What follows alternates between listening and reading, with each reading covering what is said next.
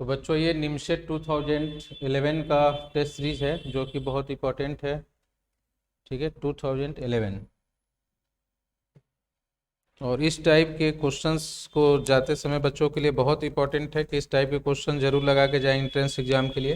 ठीक है, और निमसेट 2011 के अगर पेपर की अगर हम लोग बात करें, अगर डिस्कशन करें पेपर पे, तो ध्यान से देखेंगे बच्चे कि निमसेट 2011 में टोटल क्वेश्चंस, ठीक है, टोटल क्वेश्चन जो है संख्या 8, टोटल क्वेश्चंस जो है कितना पूछा गया था, 8 आया था। ठीक है, क्वेश्चन की संख्या कितनी आई थी, 8। ठीक है, तो ये बच्चे ध्यान दें कि इसमें टोटल क्वेश्चंस 8 भी क्वेश्चन आ सकते हैं, 9 भी क्वेश्चन तक चले गए। ठीक है, और 5 क्वेश्चंस भी आ गया, मिनिमम 5 क्वेश्चंस तक भी एंट्रेंस एग्जाम में पूछे गए। तो इस टाइप के क्वेश्चंस को लगाते समय जो है स्टूडेंट जो है प्रैक्टिस करते समय जो ये ध्यान रखें कि क्वेश्चंस कभी कभी ईयर्स में, किसी ईयर में क्या किया है कि कम भी आ जाएगा, किसी ईयर में क्या करेगा ज़्यादा भी आ जाएगा। ठीक है, तो प्रैक्टिस करते समय इससे परेशान होने की जरूरत नहीं है, कम आ रहा है कि ज़्यादा आ रहा है, क्वेश्चंस हर टॉपिक से लगाएं। कभी कभी ऐसा भी हो सकता है कि आइडेंटिटी से क्वेश्चंस जो है बहुत ज़्यादा पूछ दिए गए, मतलब कभी कभी 4 क्वेश्चन अगर देखा जाए 20 वाले पेपर को अगर हम लोग स्टडी किया जाए तो 4 क्वेश्चन तक जो है इसमें आइडेंटिटी से आ गए हैं। ठीक है, 4 से 5 क्वेश्चन तक हमको जो है आइडेंटिटी से मिल गए हैं, प्रॉपर आइडेंटिटी और रेशियो से क्वेश्चन पूछा गया है। तो बीच बच्चों जो है बिल्कुल कंफ्यूजन नहीं होना है कि मतलब टॉपिक से कौन सी, कभी कभी क्वेश्चन बच्चे आते हैं पूछने के लिए कि कौन सी टॉपिक हम ट्रिग्नोमेट्री में पढ़ें कि जिससे हमारा स्कोर हो जाए। ठीक है, तो ऐसे तो बेसिक से ध्यान से देखोगे तो इन्वर्स बहुत छोटा टॉपिक है, सोल्यूशन बहुत कम समय का टॉपिक है, ये बिल्कुल नहीं छोड़ना चाहिए। इन्वर्स और सोल्यूशन से एक एक क्वेश्चन जरूर एंट्रेंस एग्जाम में आ रहे हैं।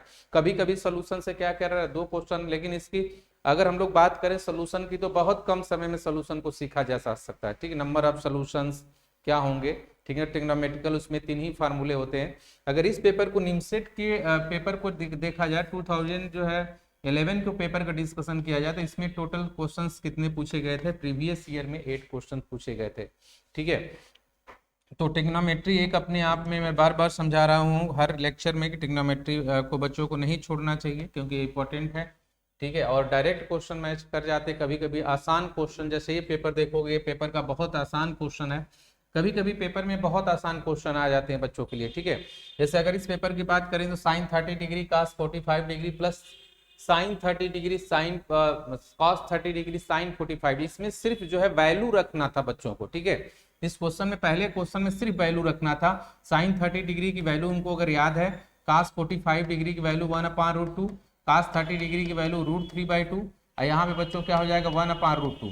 तो आप देख रहे हो कि इनको रिजल्ट जो है उनका आ गया 1/2√2, 1/2√2 क्या आ गया, √3+1।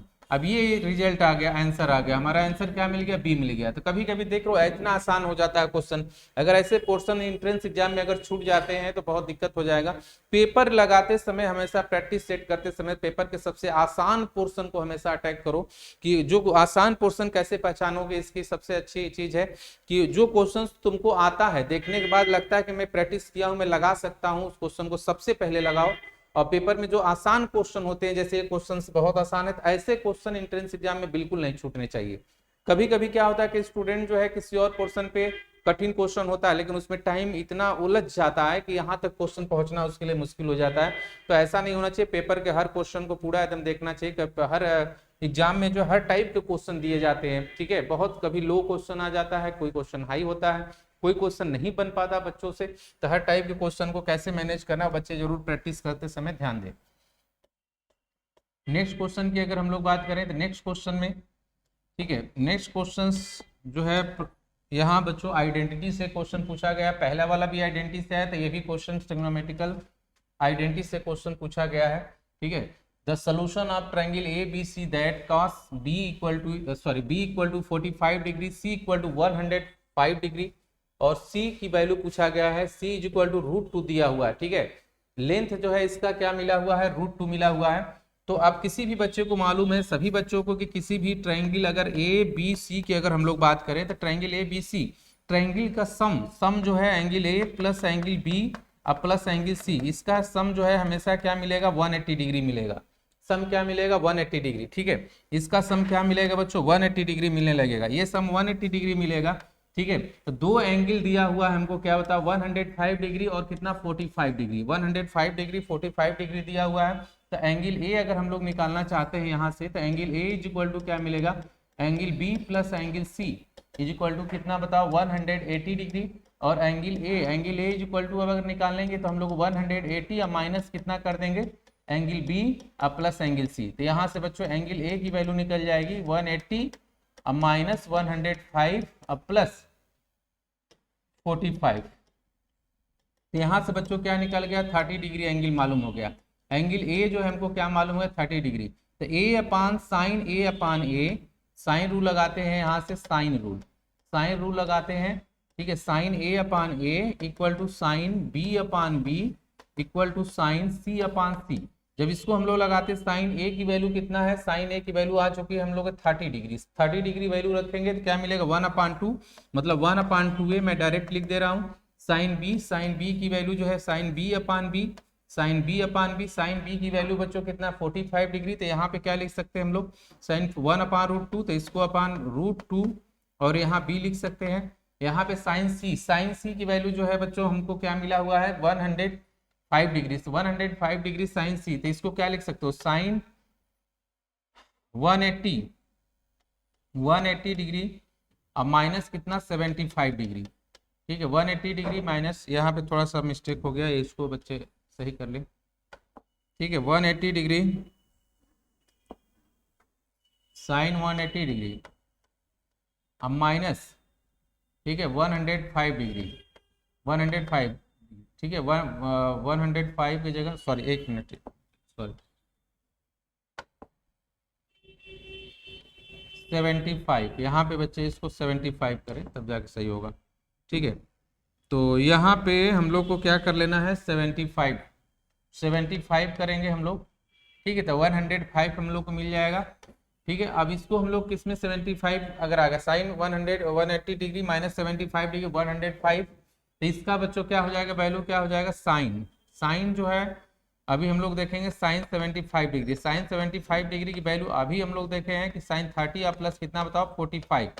इसकी वैल्यू अभी देखो कि क्या मिला हुआ है √3 + 1/2 √2। अभी प्रीवियस देखे हैं कि √3 + 1/2 √2। तो इसकी वैल्यू डायरेक्ट अगर हम लोग रख देते हैं तो √3 + 1/2 √2 इंटू सी की वैल्यू दिया हुआ है कितना बताओ √2। ठीक है, √2 इनको दिया हुआ है। अब यहाँ से वैल्यू अगर देखें, अगर इसको कंपेरिजन करने के लिए अगर हम लोग निकलेंगे, अगर इसको ये टोटल जो है हमारा हो जाएगा √3 + 1 यहाँ पे बच्चों क्या हो जाएगा 4। इसको कंपेरिजन करने के लिए अगर हम लोग देखेंगे तो ए की वैल्यू हम लोग क्या मिलने वाली है, ए की वैल्यू यहाँ से 2 से 2 कैंसिल हो जाएगा, यहाँ पे बच्चों ए आ जाएगा, यहाँ पे आ जाएगा ए की वैल्यू क्या हो गई 2/√3 + 1। अब यहाँ पे बच्चों रेशनलाइज कर देंगे √3 + 1 √3 - 1 से क्या मिलेगा 2√-1 और 3 - 1 यहाँ पे क्या मिल जाएगा √3 - 1। मतलब ए की वैल्यू हमारी क्या आ चुकी है √3 - 1, एंगल भी क्या आ चुका है 30 डिग्री। अब हमको सिर्फ क्या चाहिए बताओ बी चाहिए। बी अगर मालूम हो जाएगा तो काम बन जाएगा। बी की वैल्यू कहाँ से बच्चों ले लेंगे, यहाँ से बी की वैल्यू आ जाएगी, यहाँ से बी की वैल्यू हम लोग निकाल सकते हैं इसको और इसको, फिर अगर लेते हैं इसको तो यहाँ से बी की वैल्यू देखेंगे तो बी की वैल्यू हम लोग के क्या मालूम हो जाएगी 2√2 और यहाँ पे आ जाएगा 2√2 तो b इज इक्वल टू क्या मिलने लगेगा 2√2/√3 + 1। यहाँ पे बच्चों √3 -1 यहाँ पे आ जाएगा हम लोग का, ये कट जाएगा √2 √3 - 1। b इज इक्वल टू क्या मिल गया, ये आ गया b इक्वल टू √2 √3 - 1। ठीक है, एंगल की वैल्यू क्या मिल गई बच्चों 30 डिग्री मिल गया। ठीक है, और ये वैल्यू क्या मिल गया हमारा बताओ √3 - 1। ठीक है, मतलब फाइनल रिजल्ट हमको क्या मिलने वाला है, यहाँ पे फाइनल रिजल्ट हमको ये मालूम हो रहा है फर्स्ट ऑप्शन हम लोग का क्लियर है। मतलब फर्स्ट ऑप्शन बच्चों जो है क्या है करेक्ट ऑप्शन है, फर्स्ट ऑप्शन। ठीक है, इस टाइप के क्वेश्चन को जरूर बच्चे ध्यान दें एग्जाम में जाते समय, फर्स्ट ऑप्शन हम लोग क्या है करेक्ट आंसर। ठीक है, नेक्स्ट क्वेश्चन की तरफ हम लोग बढ़ते हैं।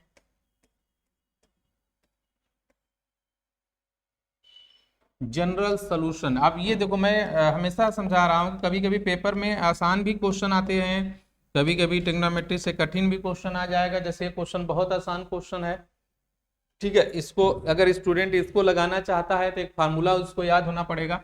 एक फार्मूला बताया गया होगा C is equal to A sine theta plus B cos theta. ये क्वेश्चंस जो है इसमें सोल्यूशन, अगर इसकी सोल्यूशन की बात करें तो ये सोल्यूशन तभी पॉसिबल हो सकता है सी का जब इसके और इसके बीच में बात लाई करें। जिन बच्चों को अगर ये नहीं आता है तो इसको नोट कर सकते हैं, इसका सोल्यूशन तभी हो सकता है जब इसके माइनस अंडर रूट ए स्क्वायर प्लस बी स्क्वायर और किसके बीच में बच्चों, अंडर रूट ए स्क्वायर प्लस बी स्क्वायर के बीच में क्या कर जाए, लाई कर जाए। ठीक है, इसको हम लोग जो है ऐसे भी लिख सकते हैं कि mod C less than under root क्या होता है, A square plus B square. इसको हम लोग ऐसे भी नोट कर सकते हैं, mod C less than under root क्या हो सकता है, A square plus B square.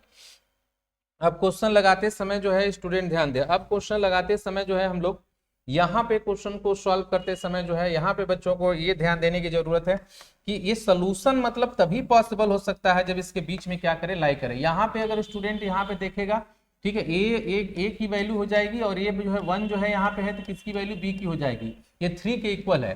पहले तो इसका सोल्यूशन देखते हैं क्या आता है, root 3 cos x plus sine x equal to 3। इसकी वैल्यू हम लोग देखेंगे क्या मालूम है, इसकी वैल्यू अगर इसको सी मान लेते हैं, इसको सी मानते हैं तो इसकी वैल्यू अगर देखोगे तो अंडर रूट क्या मिलेगा 3 + 1, यहाँ पे क्या बताओ माइनस अंडर रूट 3 + 1 तो -2 सी, यहाँ पे क्या मिलेगा 2c। ठीक है, तो कहाँ से कहाँ वैल्यू, मैक्सिमम वैल्यू क्या जा रही है, 2 जा रही है। मैक्सिमम वैल्यू क्या जा रही है, 2 जा रही है।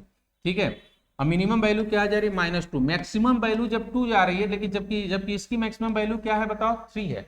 इसकी मैक्सिमम वैल्यू क्या है, 3।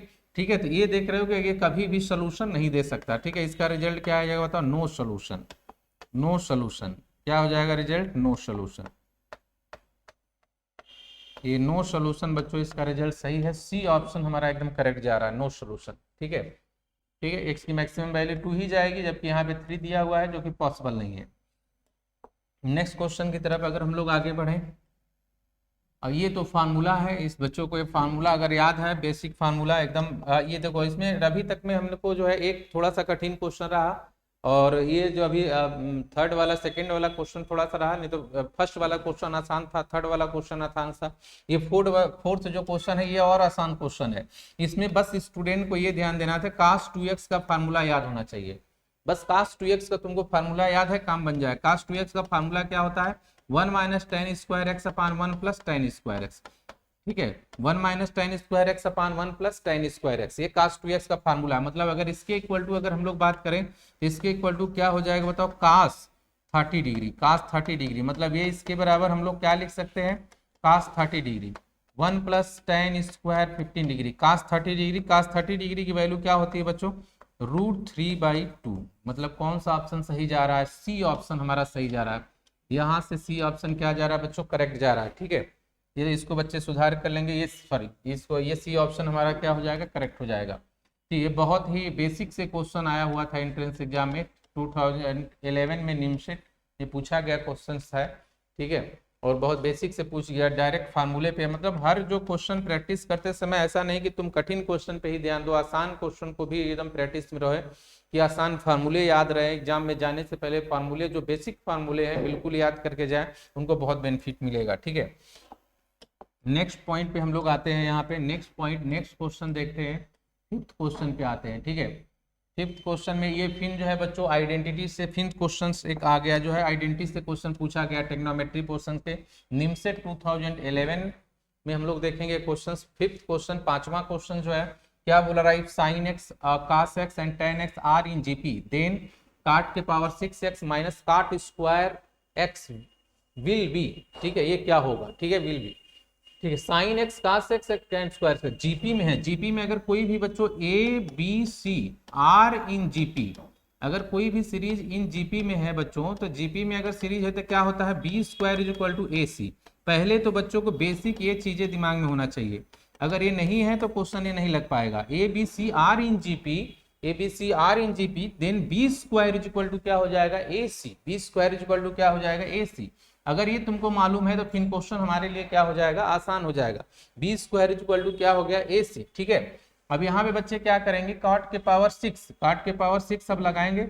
अब यहाँ पे क्वेश्चंस अगर ये बच्चों को समझ में आ गया है जीपी का कॉन्सेप्ट, तो अब क्या करेंगे, यहाँ पे cos square x, cos square x, इसके जो ए हो गया, ए बी हो गया, ये हमारा क्या हो गया, सॉरी ये क्या हो गया, सी हो गया।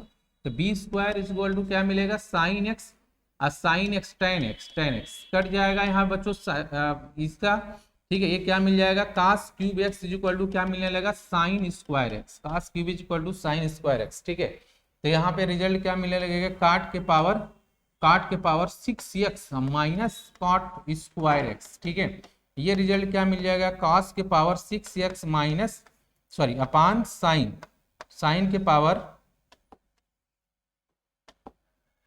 अपान साइन के power 6x minus sine cos square x minus cos square x upon sine square x. अब ये देखो, ये क्वेश्चंस अगर आएंगे हम लोग जो है, तो यहाँ पे कंसेप्ट कहा है, cos cube x is equal to sine square x. यहाँ पे आते हैं क्वेश्चन पे ध्यान देते हैं, कास क्यूब एक्स जो साइन स्क्वायर, मतलब ये कास के पावर 6x को क्या लिख सकते हैं हम लोग, यहीं पे क्वेश्चन को ध्यान देना, इसको क्या लिख सकते हैं, साइन के पावर 4x अपान कितना, साइन के power 6x minus cos square x upon कितना बताओ, साइन के पावर क्या बताओ स्क्वायर, इससे कट गया क्या बचा 1 minus sine square x minus cos square x upon कितना बताओ साइन स्क्वायर एक्स। ये रिजल्ट कितना बचेगा 1 माइनस कास स्क्वायर एक्स, ठीक है, अपान साइन स्क्वायर एक्स। ये रिजल्ट कितना हो जाएगा बच्चों, sine square x upon sine square x, ठीक है। रिजल्ट क्या मिल गया 1 मिल गया। ये ऑप्शन क्या मिल गया, फर्स्ट ऑप्शन हमको क्या मिल गया, करेक्ट मिल गया। पहला ऑप्शन बच्चों एक सही जा रहा है। मतलब देख ले क्वेश्चन, कभी कभी क्वेश्चन बेसिक से भी आ जा रहे हैं, कभी कभी क्वेश्चन अच्छे भी क्वेश्चन, जैसे ये भी अच्छा क्वेश्चन है, ठीक है। और बेसिक से भी क्वेश्चन अभी हम लोगों ने देखा जो है, तो इस टाइप के क्वेश्चन जरूर बच्चे प्रैक्टिस करें। नेक्स्ट बच्चों क्वेश्चन की तरफ हम लोग बढ़ते हैं।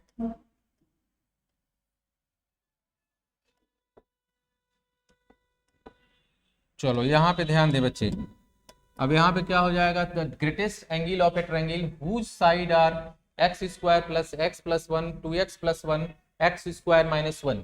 ग्रेटेस्ट साइड, इसमें सबसे ग्रेटेस्ट एंगल ऑफ, इसमें सबसे ग्रेटेस्ट एंगल के बारे में बात किया, सबसे ग्रेटेस्ट एंगल क्या होगा, ठीक है। ग्रेटेस्ट एंगल हमसे पूछा जा रहा है। ग्रेटेस्ट एंगल का मतलब है, ग्रेटेस्ट एंगल मान लो थीटा है, तो साइड भी बड़ी होनी चाहिए। सबसे बड़ी साइड कौन सी है, ये है, तो x square plus x plus 1, ये सबसे बड़ी साइड है, और इसी साइड से हमको एंगल मिलने वाला है। अगर ए बी सी की अगर बात करें, अगर सी सबसे ग्रेटेस्ट साइड है, तो अगर हम कास थीटा अगर निकालने चाहते हैं, तो कास सी का फार्मूला लगाएंगे। तो कास सी का फार्मूला यहाँ पे बच्चों लगाना स्टार्ट करेंगे हम लोग। तो कास सी का फार्मूला अगर लगता है, तो देखते हो यहाँ पे क्या होता है, C square cos C is equal to क्या हो जाता है, cos C is equal to A square plus B square minus C square upon 2ab। ये फार्मूला लग जाता है। अब इसी फार्मूले को अप्लाई करेंगे इस क्वेश्चन में। सबसे सी है तो सी इसको मान लेते हैं, सबसे ग्रेटेस्ट ये है, इसको मान लेते हैं, ठीक है। तो अप्लाई करते हैं फार्मूला, तो क्या आता है बताओ, cos theta is equal to क्या मालूम हो जाएगा हम लोग को, 2x square plus 1 2x plus 1 का होल स्क्वायर प्लस और एक्स स्क्वायर माइनस 1 का whole square minus x square plus x plus 1 का होल स्क्वायर, ठीक है, अपान ये क्या हो जाएगा बच्चों 2x प्लस 1 और क्या हो जाएगा एक्स स्क्वायर माइनस 1, ठीक है। ये पूरी वैल्यू जो है, इसको ये जो अपान ये स्क्वायर है, इसको ओपन करेंगे, एक्सपेंड करेंगे ए प्लस बी का होल स्क्वायर फार्मूला लगा के, ठीक है। तो यहाँ से जो बच्चों रिजल्ट आने वाला है -1/2, इसकी वैल्यू क्या होती है 120 डिग्री, ठीक है। और theta is equal to result क्या आ गया 120 डिग्री। मतलब सबसे जो बड़ा एंगल होगा वो हमारा होगा 120 डिग्री एंगल होगा। सबसे बड़ा एंगल क्या होगा 120 डिग्री, ये सबसे बड़ा एंगल, इसको हम लोग मारेंगे। ये बच्चों पेपर निमसेट 11 में पूछा गया क्वेश्चन है, ठीक है, जो बहुत अच्छा है। सबसे बड़ा एंगल जो होता है, सबसे बड़ा साइड देगा, या तो सबसे बड़ा जो साइड होता है सबसे बड़ा एंगल देगा। इस चीज को बच्चे दिमाग में बैठा लें। Greater side greater angle, greater side greater angle, इस कॉन्सेप्ट को लगाएंगे और यहाँ पे कोसाइन फार्मूला लगा के जो है हम लोग आगे बढ़ जाएंगे। कोसाइन रूल, ये कोसाइन रूल को अप्लाई कर देंगे बच्चों, ठीक है। ये चीजें ध्यान दें। नेक्स्ट क्वेश्चन की तरफ चलते हैं। नेक्स्ट क्वेश्चन 7th क्वेश्चन, ठीक है, 7th क्वेश्चन निमसेट 11 पेपर।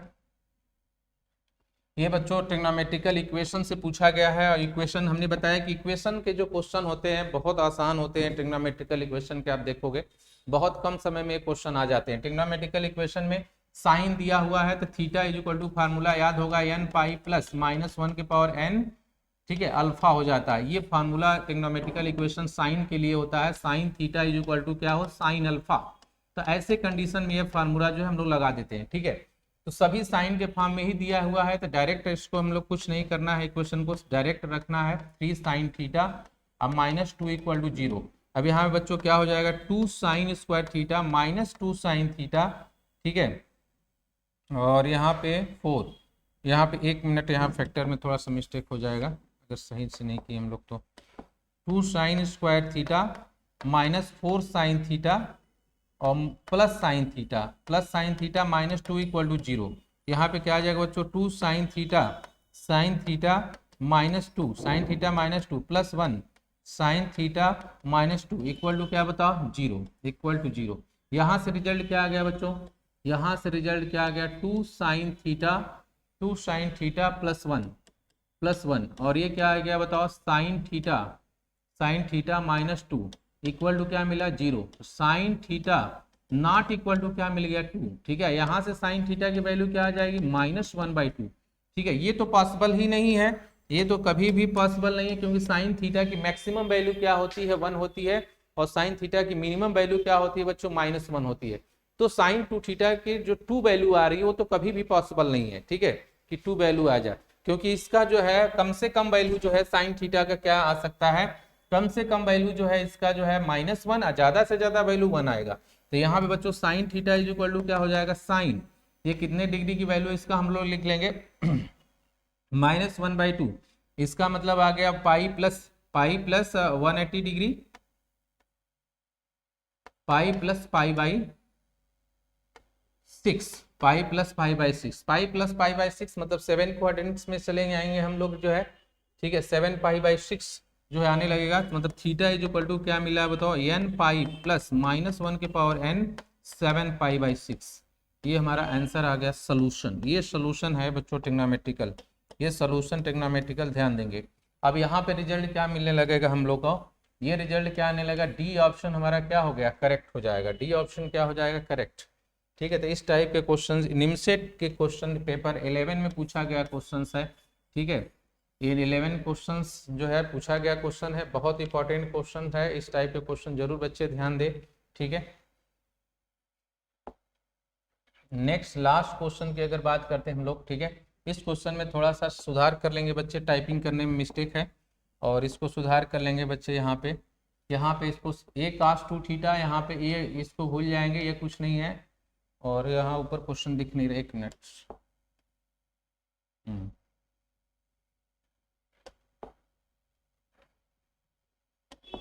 ठीक है, तो यहाँ बच्चे ध्यान दें, यहाँ क्वेश्चन लगाते समय जो है ये पोर्शन को जो है यहाँ से गायब कर लेंगे। ठीक है, सिर्फ जो है हमारे क्वेश्चन में पूछा गया है a cos 2 theta plus b sin 2 theta की वैल्यू क्या होगी। ठीक, इसके बारे में पूछा गया है और ये आंसर ए के फॉर्म में आएगा। ठीक है, मतलब एक क्वेश्चन को लगाते समय बच्चों को सिर्फ जो है cos 2 थीटा का फार्मूला tan के फॉर्म में याद है कि नहीं, और जो है tan 2 थीटा sin 2 थीटा का फार्मूला tan के फॉर्म में याद नहीं किया। अगर ये फार्मूला याद है तो फिर ये क्वेश्चन लग जाएगा।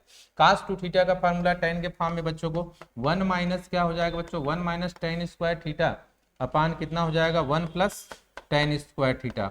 ठीक है, अब प्लस b हो जाएगा, ये क्या मिलेगा, 2 tan थीटा अपान कितना, 1 plus tan square theta, 1 plus tan square theta. यहाँ से क्या मिल जाएगा हमको, 1 माइनस ये क्या मिलेगा, b/a का whole square upon 1 plus b/a का होल स्क्वायर।